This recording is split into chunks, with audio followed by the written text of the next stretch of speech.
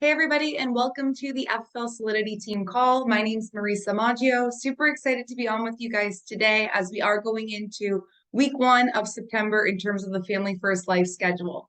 But every week we really sit back and think, who can we have on the call that will, benefit not only ourselves, but the whole entire team, right? That's the point of this call.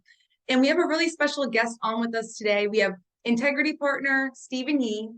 And I'm going to let Stephen share his story for sure. But one thing I will absolutely say about Stephen is I've seen Stephen in the field killing it. I've seen Stephen on the phone killing it. And I've seen Stephen recruiting killing it. So in every single kind of category, Stephen really has that box checked.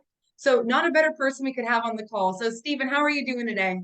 I'm doing good. Thank you, Marisa, for having me on. Absolutely. Thanks for being on with us, Stephen. So just to kind of hit the call off before we jump into anything, if you don't mind, just giving everybody a kind of a quick background of what you were doing before FFL and kind of what got you involved with FFL. Absolutely. Um, I was 27, living at home with my mom. So if you wanted to call me a loser, you definitely can. Um, I was coaching high school basketball. I dropped out of college because I thought I wanted to chase this sales career, but I failed miserably at everything. And so I don't know about you guys, but everything I had tried up until that point in my life, I failed miserably at. And I was like, I'm going to fail at this one too, probably. Right. And so I talked myself out of this business, shoot, every other day.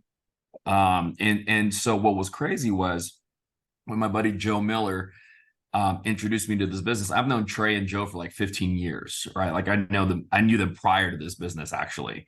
And they were actually at the first company I got started at when I was 19. So it was really funny to see how poor we were and come through this whole journey together with. And so what was fascinating was, I didn't know Andrew, but I knew Trey and Joe. And so I was like, well, if Trey and Joe are doing well, like I'll find a way to do well. Right. Because I'm like, Andrew's successful, but I don't know him. But I know these two guys. And so I was like, I'm going to figure this thing out. And so, like, just so y'all know how messed up I am in the head, like, not in a good way. I went to my first FFL training. It was March 1st, 2018. It was in the high desert. There's like 15 people training, and they're like, hi, my name is Ben. Hi, my name is Andrew. Hi, my name is so and so. And this is how I protected 20 families. And I'm like, what? You know what I mean? And so, like, I'm sitting there going, what do they have that I don't have? And the answer I only came up with was they've been here longer and they worked harder than I did. Those are the only two things I can come up with. I get in my car.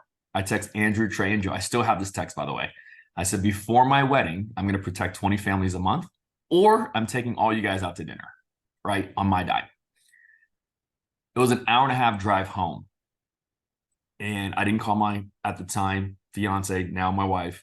I didn't call my friends. I didn't call my family. I didn't call nobody. I just drove home by myself with the radio on. Marisa, right when I pulled up to my front door, I was ready to quit the business. Mhm. That's how messed up I was. Because I was like, what makes you think you can do this? You failed miserably at all the other businesses. What makes this any different? You're going to fail at this too. You're Asian. When was the last time you seen an Asian guy sell insurance? You don't even have a college degree. Like, everything you can possibly like think negatively, I thought. And so, like, going from I'm going to kill it to an hour and a half later going, I should quit this industry with no influence other than myself. That's how toxic of a situation I was in, like personally, internally. Right. And so the way I got out of that was I just went to work. And so they said buy leads. I was like, cool, I can follow instructions. I coach basketball. I played. So like when the coach said go left, I went left. So they said buy leads. I bought leads. And then my first month, I remember I had 20 appointments for the month. 20 appointments, sat down with 12, and I protected 4 family members. And so I looked at percentages and I was like, dude, 4 out of 20, that's 20%. Like, oh my gosh, Rami, I suck. Right. I was like, this is horrible. And so I was like, if you were playing basketball, like you wouldn't play. You would just sit next to me on the bench. Like, there's no way we're using 20%. Right. And so I called Joe and I said, hey, dude, before you fire me, I quit. And he was like, what? And I was like, dude, I suck so bad at this. I cannot imagine you want me on your team. And he goes, all right, well, before you quit, pull up your bank account and see how much the insurance company's paid you. And I was like, all right.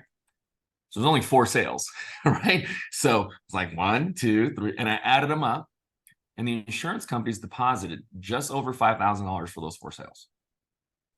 And I was like, wait a second. This is the most money I've ever made at that time in my life, right? And I'm like, wait a second. They paid me 5 G's in 2 weeks and I suck. I was like, yo, Joe, you think they might pay me 10 grand if I work the whole month? And he said, there's only one way we find out, right? And so the second month, which was April, we protected 12 families. Third month, we protected 29 families.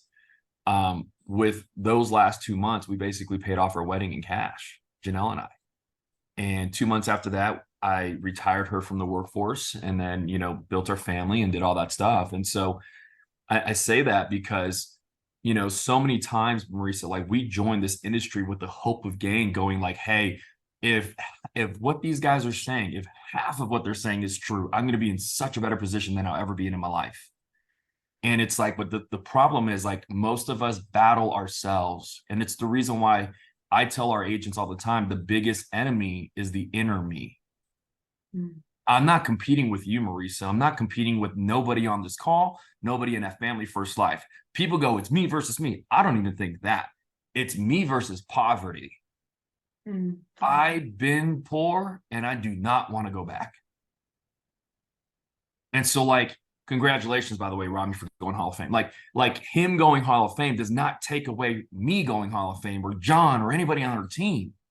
And so like once we got into an environment that was very conducive for everybody's success and we weren't competing, but we were completing one another, dude, success was like inevitable. And the thing was, when I got started, people were smoking me. I can give you their names because I still had them on my target list. You know what's funny? None of those guys are here anymore. Because what happens, Heather, is when you get started, you start comparing when you shouldn't. And then these people are kicking your butt on the leaderboard. But what you don't know is some of the business they're writing is fake. It's not even going through. Some of it, they're just writing on friends and family when you're actually trying to do it the right way, right? And then they get all these accolades and all this attention, and you're like, what about me? And then eventually, time washes them out. And so what I've learned from Trey and a lot of people in the past is time will either promote you or expose you. And I just stayed in long enough that those people left, and naturally by default, we went to the top.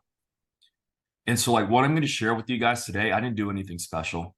I'll give you the whole playbook, by the way, because there's, like I said, we're not competing with one another. We're competing. If I can give you anything, something small that can increase your business, your sales, your recruiting, I'm in. But like, that's what I picked up here more than anything else. And Stephen, I just want to quickly kind of piggyback off that. You shared a lot there, and even just in terms of going in and like you met, like you said, Andrew, Trey, or you already knew Trey, but you met some folks at Family First Life, got back into your car, had that hour-and-a-half ride home, and you talked yourself out of, like, you were like just sitting there like, I can do this. And then you talked yourself out of it in that hour-and-a-half ride home.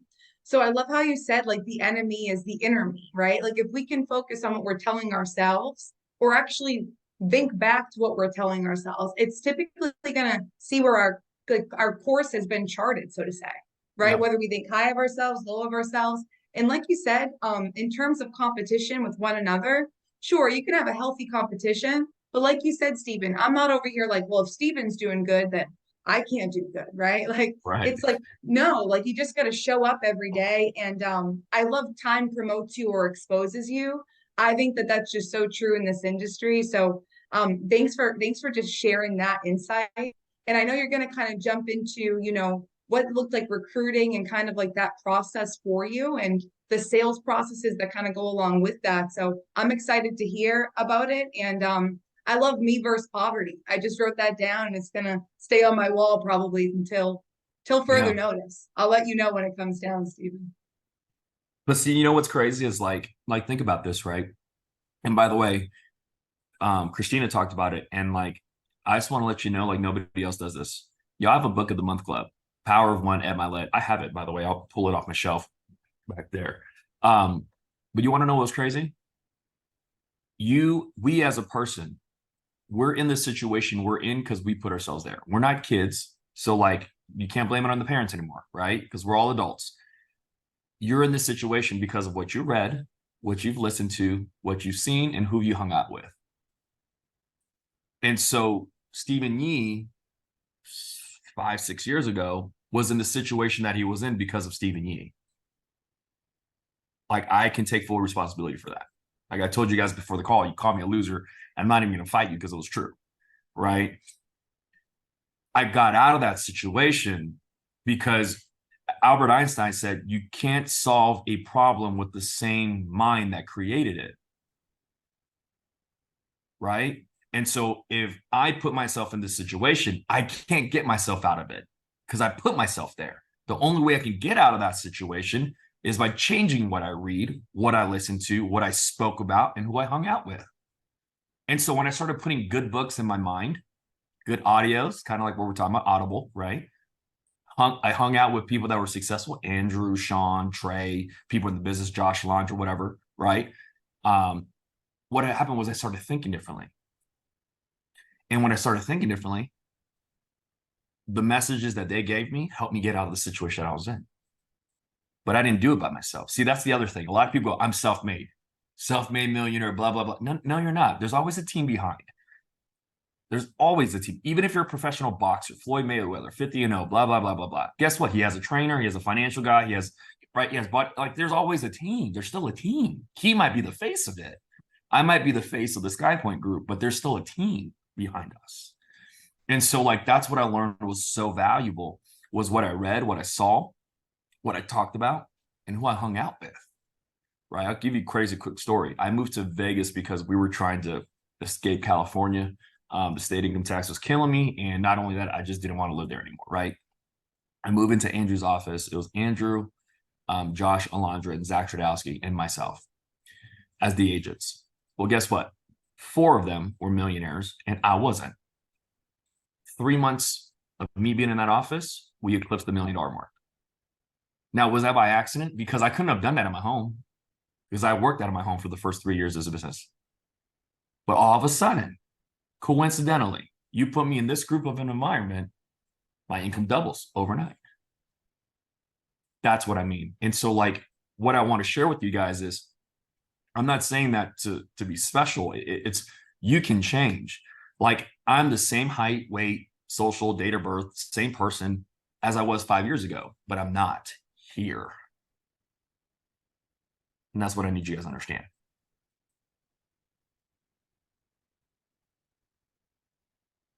So, Marisa, what did you want me to dive into? Yeah, and that's strong. I mean, even just like that quick story of like, hey, I moved from California to Nevada and I was in a room with, 3 millionaires. I wasn't one of them. And then 3 months later, your group's helping over 1,000 families. Mm-hmm. Like it adds up and it makes sense to exactly what you just spoke on. So thanks for sharing that.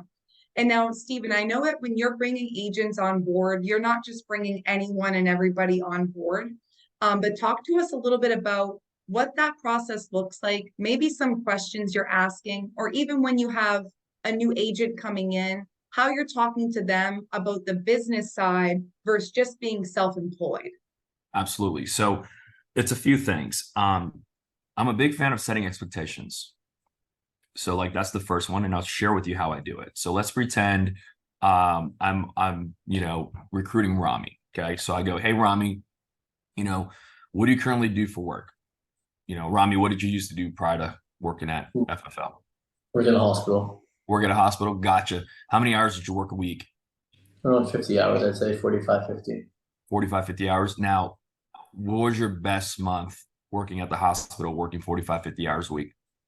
Oh, damn, let me think. Probably like 6K, I think. Not even like 6,000? 5. Yeah, 5, max. 6,000. Like, Okay, cool. not Yeah, you're even, doing like that's like with like a lot of overtime in there and earn time.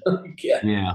So like right around the average of what, the US guys, right? For like 50, 60,000 a year. Now, Exactly. Rami, you're planning to get started working with us here. What is your goal, like income goal? What are you trying to make here a month for it to be worth it for you? At least what I'm making now, a little bit more, I'd say. So probably between 8 to 10,000. 10,000. Now, have you ever made 10,000 a month in your life? Nope. Gotcha. How much time do you have allocated? Because you do have your job full time, and I'm assuming you have family and all that stuff too. How much time do you have allocated to be able to make 10 grand a month with your insurance business?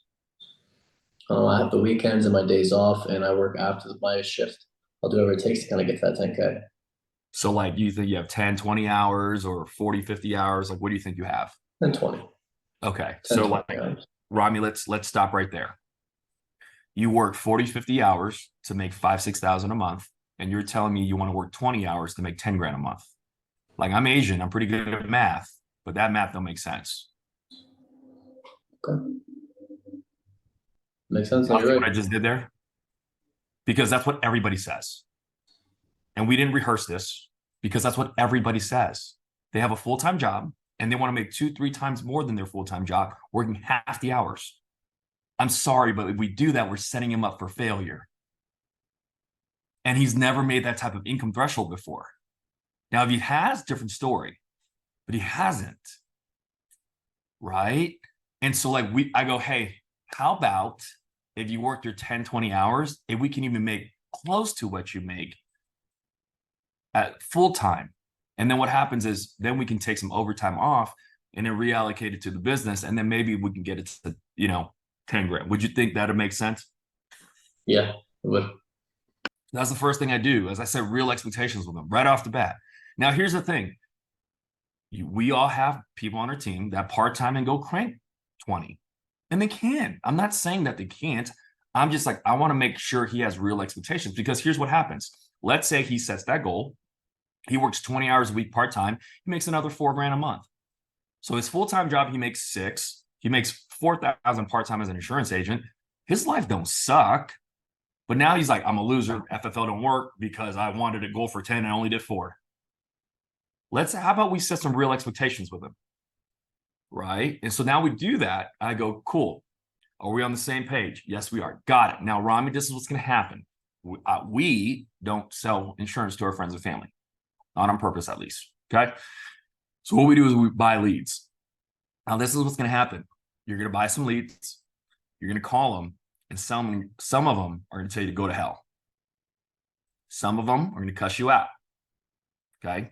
How do you feel about that? All right. Well, we'll see how many. Okay. Because if he goes, I don't like that, then I'm going to be like, this ain't for you. Because every dial day, tell me if I'm wrong, y'all get hung up on, cussed out, told to, screw yourself, whatever. Like, it happens every dial day. So if he doesn't like that and he won't like it, or he won't even try to give it a chance, he's walking right into fire. Right? So like, why would I purposely do that to him? That's messed up. So I just don't recruit him. Right? And so like, so that's part one. And then I go, okay. And then what you're going to do is you're going to book some appointments. You are. They're going to let you come to their house and sell them some insurance. But when you knock on their door, Rami, they're not going to be home. And you just spoke with them yesterday, and it's going to piss you off. How do you feel about that? I'll be pissed. Yeah, I'll be pissed. Would you quit though? No. Okay. Right? Because if he goes, man, I'm feeling his temperature. If he goes, that's stupid. I'm going to be wasting gas, blah, blah, blah, blah. They don't do it. They don't do it. Why would I recruit him? Because it's going to happen. We all get no-showed every week. Yes. Like, especially you top producers, every one of us, I've never ran a perfect schedule ever. And so like, I'm talking about him getting hung up on and getting objections. I'm talking about him getting no-showed. And then the last thing, this is a big one. I go, hey, Rami, some of the people that are going to let you in their house, you're going to sell them the actual insurance policy. What happens is in a few months, maybe a few weeks, whatever it is, they're going to call the carrier and cancel without telling you. And so what happens is 30% of your business is going to fall off no matter what, not by your design. It's just the industry standard. Okay. It's kind of like if you have a retail store like a Target or a Walmart, people are going to steal from you. So we factor that in. So like if you made 10,000, you only really made 7, right? How do you feel about that? He goes, well, that's stupid. I'm like, dude, this ain't for you. Because now we talked about chargebacks. Mm-hmm. Right? Because here's the thing. And then I end with this. I go, Rami, because if you can get comfortable with doing those three things, then I can show you how to make 10, 15, 20, whatever he wants to make. Right? But the reason why is like some of us, hopefully not any of you guys, but a lot of us at the company, this is how we recruit. Hey, Rami, easiest thing ever I've done in my life. It's the easiest 20 G's I've ever made. All you got to do is buy these leads. These people want it anyways. You just got to show up and sell them. It's so freaking easy, bro. That's how we recruit. Marissa, we talked about it on the call prior. It's like getting people, throwing them against the wall and see if they stick. Right. No I expectation. wonder why they don't stick. Right. Trey was talking about my retention rate. The reason why my retention rate is a lot higher is because I will do that, what I just did with Rami, to every single person. Because now that person actually wants to be here. I'm going to tell them the good, Steven, bad, and ugly, and they'll be okay. Yes. What I really like about what you just went through, of course, you're hitting, like you said, the good, the bad, and the ugly, but you're also giving like almost like worst case scenarios, which is the best, because absolutely, we're going to have worst case scenario weeks, days, whatever it might be. So you're making sure that agent's prep before you're even going forward, wasting their time and your time. So I love that. Everything's just prefaced. Yeah, like you guys sell insurance at a high clip. Would you rather oversell and underdeliver or undersell and overdeliver? Every day. Undersell, overdeliver every day. Okay. Right? And so I'd rather talk about how bad this is. And when he does, he goes, man, this ain't that bad. Cool, I'm in. Rather than him going, yo, this sucks. Right? And then the other thing is, I want to make sure that like I used to field these calls. I don't do them anymore. Like if Rami picks up the phone and calls me and goes, Steve, man, I made some calls and people told me to F myself. I'm like, yep, I told you they were. Instead of me going, oh man, did they? No way. What'd you say, bro? I mean, like, why are you calling me, bro? I told you that it was going to happen. Dude, I had 10 appointments. The first 3 of them weren't home. I know. We said that when I spoke with you when we got started. I want to be so direct and upfront that he can't say, he pulled one on me. He got me. I don't want that. I don't want that. I'd rather him be able to go, you know what? He did tell me that. Yeah, he didn't lie about that. That's true. I want that. And so what happens is if they can do that, if I can set realistic expectations and then take them through what a week's life of an agent looks like, and he goes, I still want to do it, I'll bring him on. At that point, I will invest my time into him. But up until that point, we're not doing it. And with that, I think it's just a frame of mind. Like you said, a lot of, agents anywhere, right? They're picking the phone up. This is the easiest thing ever. It's the best thing since sliced bread, and everybody can do it. Now, it's debated, can everybody do it? Sure, but does everybody want to do it? Is everybody willing to do it? No, like that's the pure reality of it. So you're getting that right off the table in that interview process. And I think that that's really important because like you said, when the agent calls you, hey, I got no-showed on my first 3, you're like, I know, man, I told you it's going to happen. Like it's already there. It's already laid out.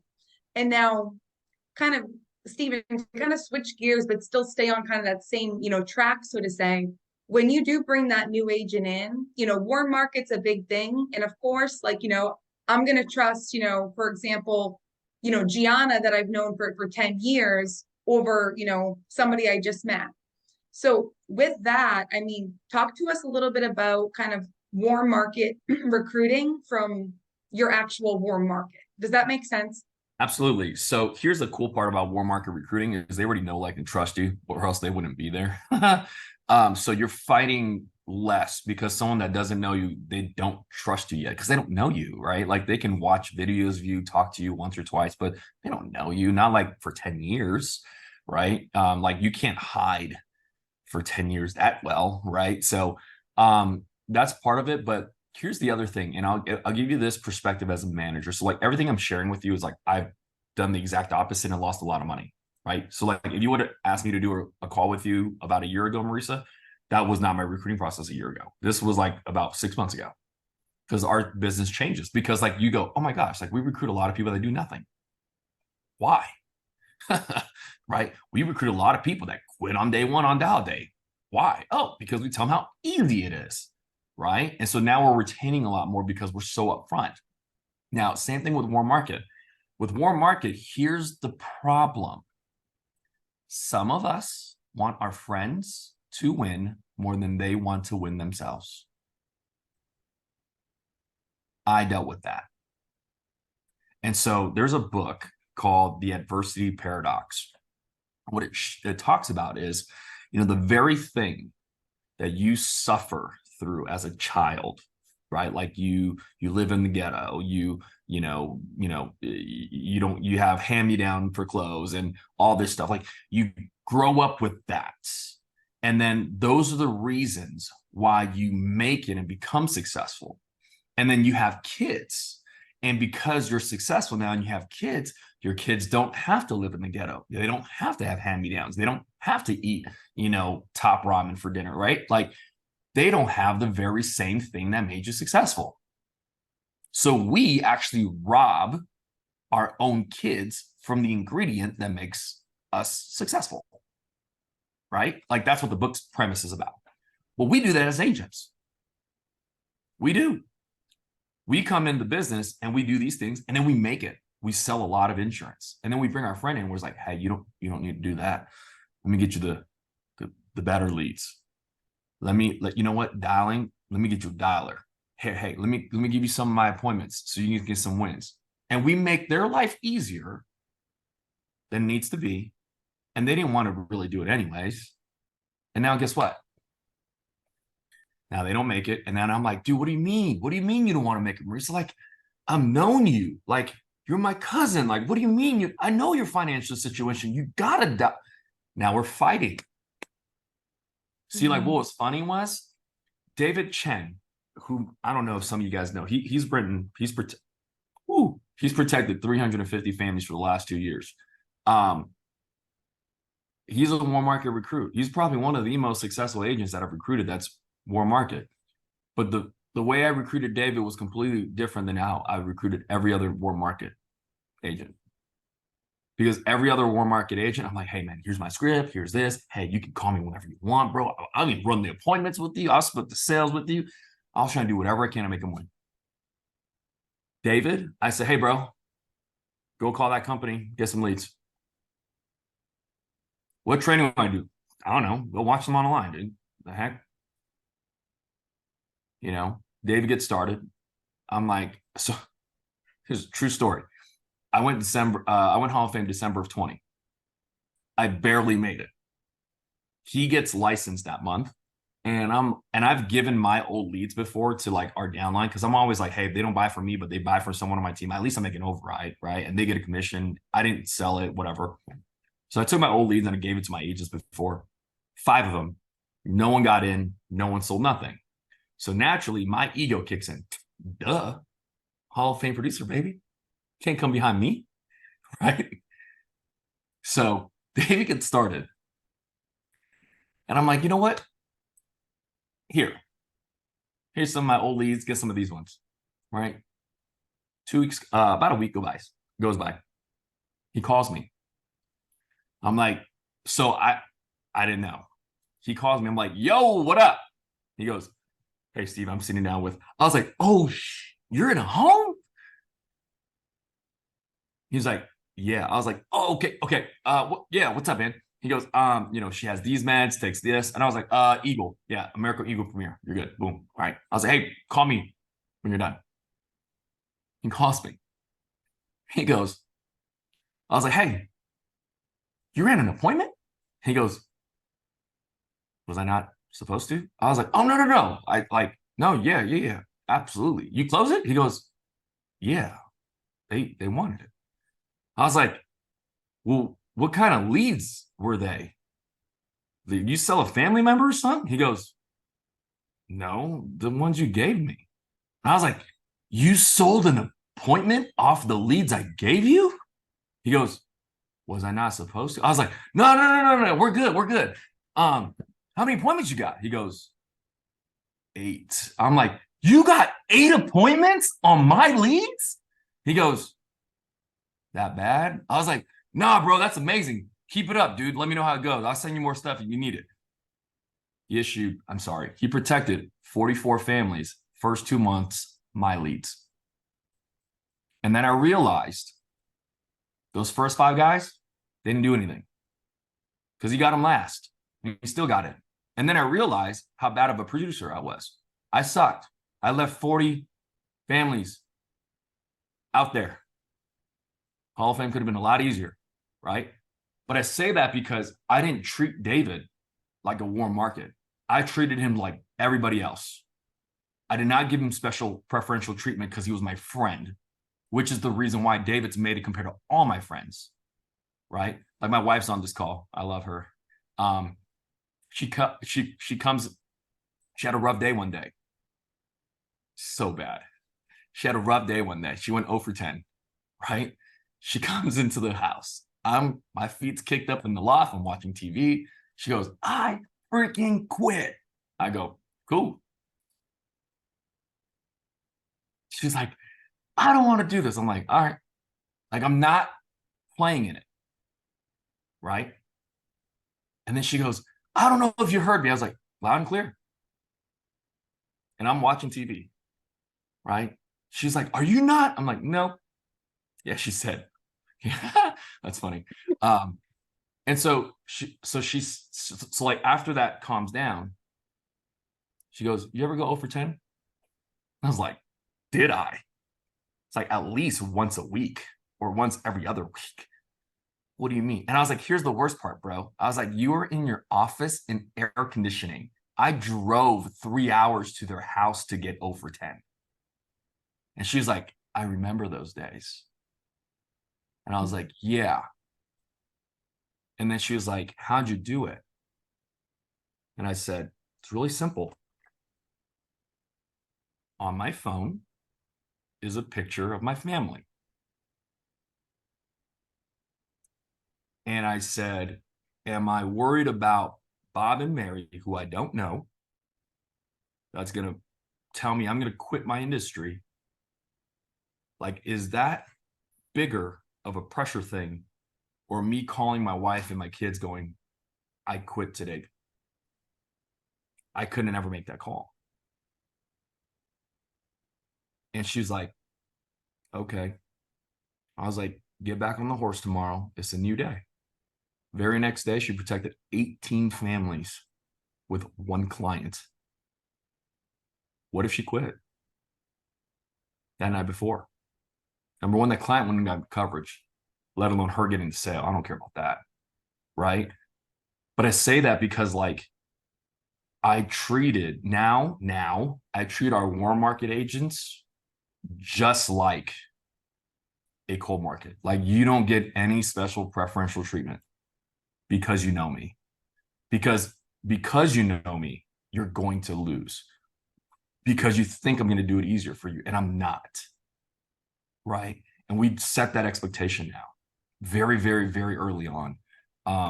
You look at a lot of my, I coached basketball for a while. Like I had a few kids, like get their license and, try to do this, and they were sharp. But I remember making their lives easy around me. I'd be like, hey, bro, I got 5 appointments. You want to go run them? You don't have to split me in. And like, I did it out of guilt because I should have ran the appointments. I just didn't want to because I wanted them to win so bad. They didn't appreciate it because they didn't book them, and it wasn't their league. They didn't spend the money. So they didn't close them after the first objection. They're like, the client didn't want it. Right? So I stopped doing that, Marisa. Yeah. And I think that that's huge because I know for me, I went through a phase where I wanted any single person I hired to win, but especially my warm market, I wanted to make sure, I wanted to be like, anything I can do, I want to make sure they win. And at the end of the day, it's just like what you just said, Stephen, we don't have control over what you are or aren't going to do. Me giving you appointments in the long run is actually going to hurt both of us, right? Yeah. Like me dialing for you is actually going to hurt both of us, right? So it's like allowing somebody to come in, and I love that story about David because it's just authentic. He's like, I just did what you told me to do, man, and here I am in the home. Whereas the other, 4 people before that probably didn't really dial through the leads, or they got one objection and got off the phones. So I think that that's just really important to remember, like, hey, it's not you. If you hire somebody and they don't get started, it's probably not your fault if you plug them into the system, right? Like, it's probably not your fault. It's on them at that point. We're here to help and support you, but we're not here to do the work for you. So I think that I had to basically take my emotion out of, hey, this is my friend, my sister, my cousin, whatever the situation was, and hey, this is somebody else who's just looking to get started, and I'm going to give them the same exact roadmap that I would give anybody else that's going to be getting started within the group. So the trust is there, right? And it's up to them to move. And I think that that's really important and that's key. So another thing I just love that you hit on too is, we all have those days where we go like 10-0 and like we go home and like we quit, right? Like, where it's like, you know what? I've called Christina, Stephen, probably like too many times to count throughout my insurance career. I'm like, Christina, I quit. And she has the same response that you had. She's like, all right.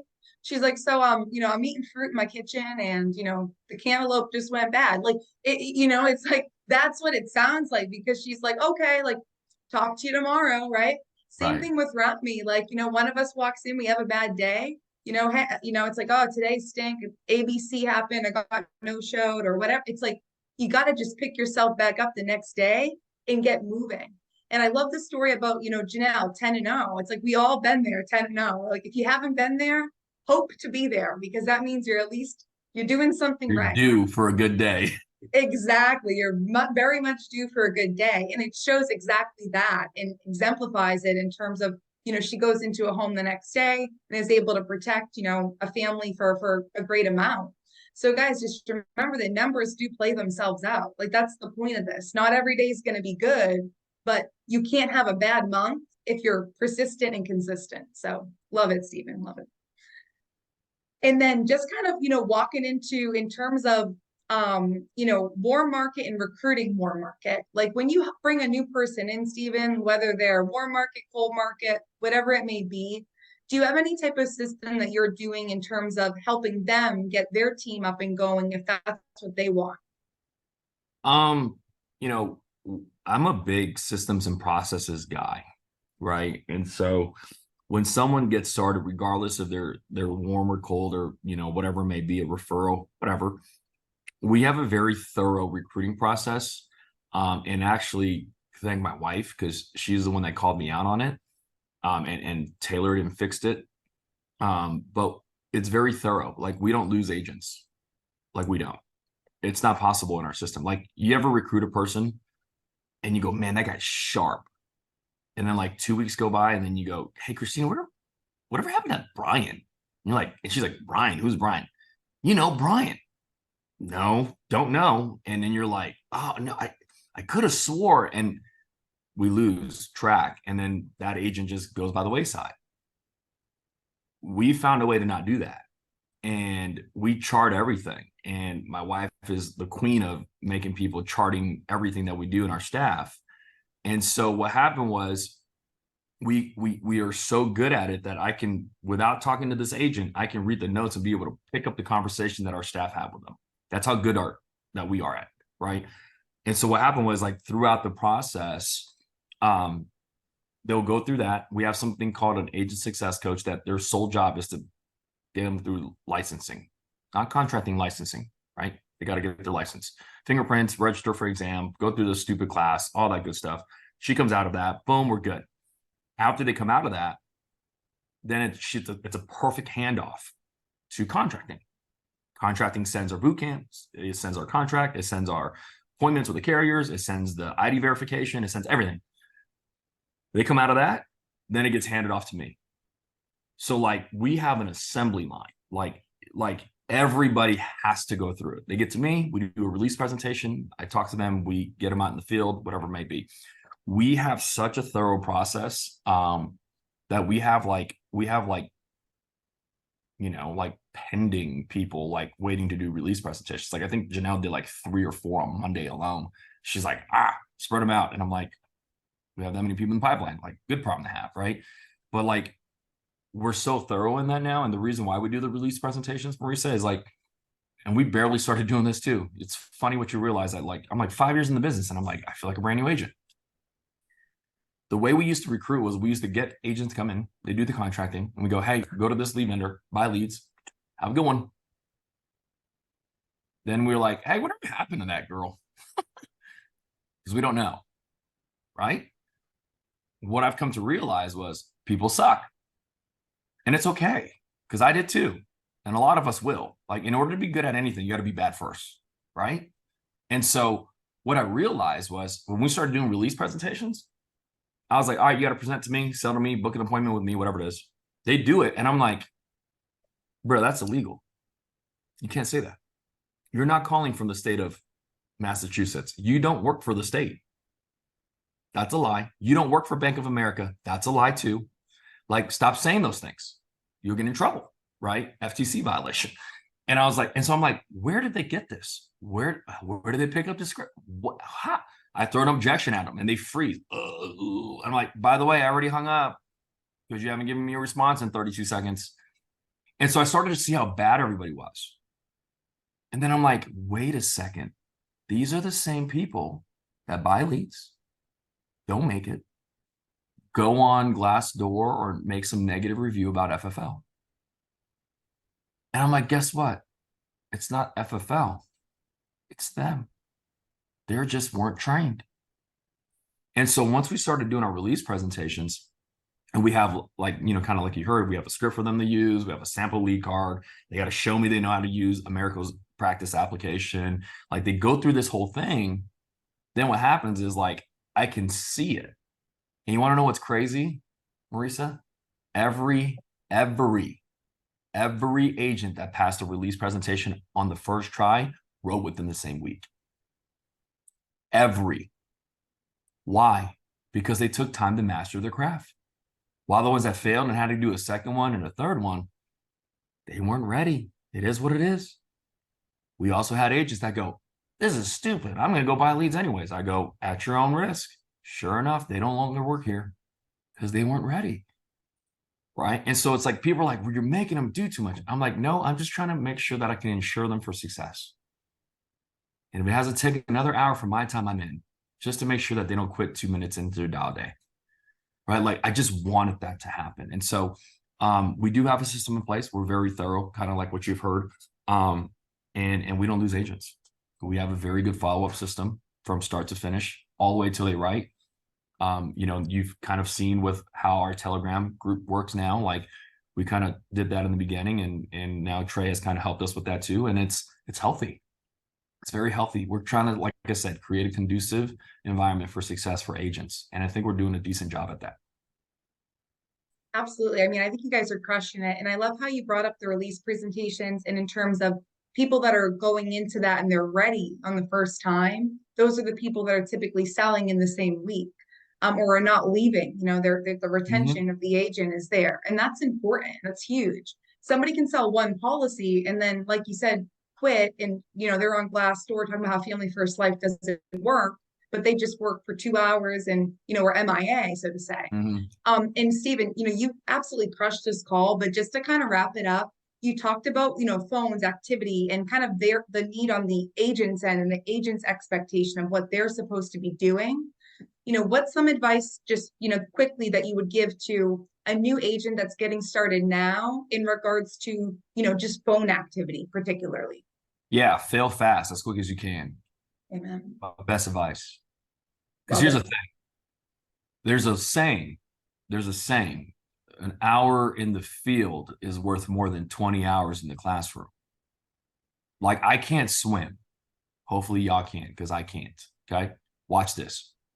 If Marisa knows how to swim and she gives me a book on swimming, I can read that thing front and back all the way through. I'm still not going to learn how to swim. I can watch Rami on a YouTube video. Swim. I'm like, all right, cool. I got it. I think you got to like move your arms and stuff. Kick some feet. Think so? Is that how it works? I don't know. Maybe. Right? But I still didn't learn how to swim. The best training for me to swim is by you throwing my backside into the pool. That's the best way for me to learn how to swim. And so you can have all this training, all this boot camp, all this Zoom meetings. You can have all these things. You're not going to learn until you do it.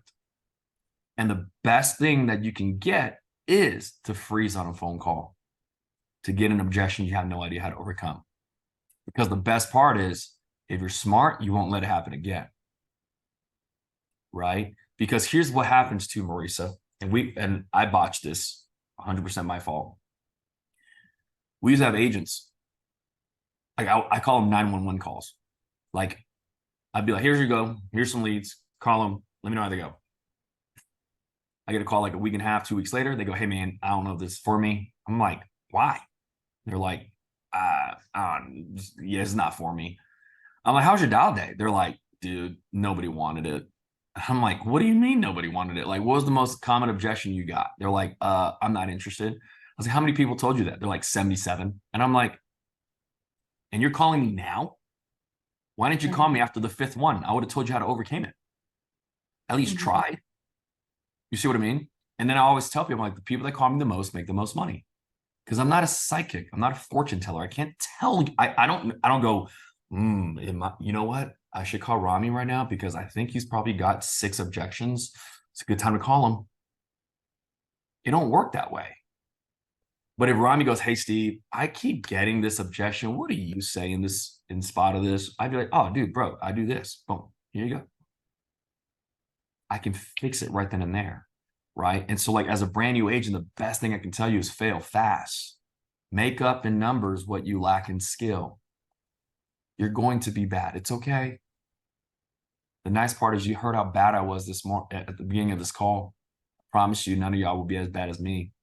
First 14 appointments, I made no sales. I think I have officially the worst title in FFL. Right? But guess what? Still here. I just didn't quit.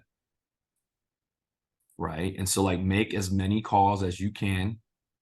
Get the objections out of the way. There's only 3 things they can tell you on the phone, by the way, if you haven't learned.